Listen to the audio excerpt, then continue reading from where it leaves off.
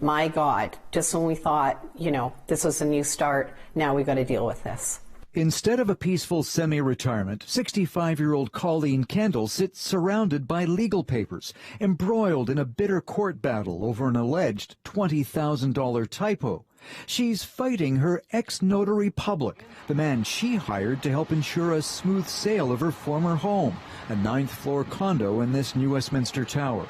Chris Dupuis, a prominent BC notary, handled the conveyance or property transfer on behalf of Kendall and her husband. But Dupuis is alleging he gave them $20,000 too much for the condo when it was sold to a buyer in May. He's suing them for the return of the money. I was speechless, absolutely speechless, and disgusted.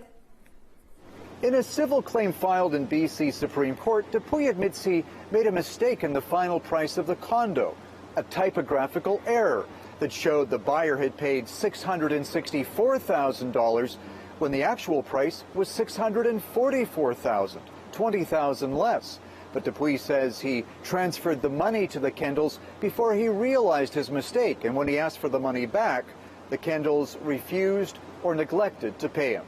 It is a cautionary tale. What really irks Colleen Kendall is that Dupuis is also asking the courts for a beneficial interest in her new Campbell River home. He claims Colleen and her husband used all or a portion of the alleged overpayment to buy the property.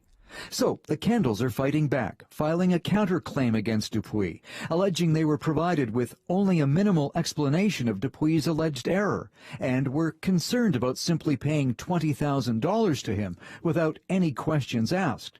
They're now suing him for negligence and breach of contract. But Colleen isn't happy it's come to this. Oh, the stress level is extremely high. Legal costs are mounting up with the threat of going to court and trial, which is not what we want.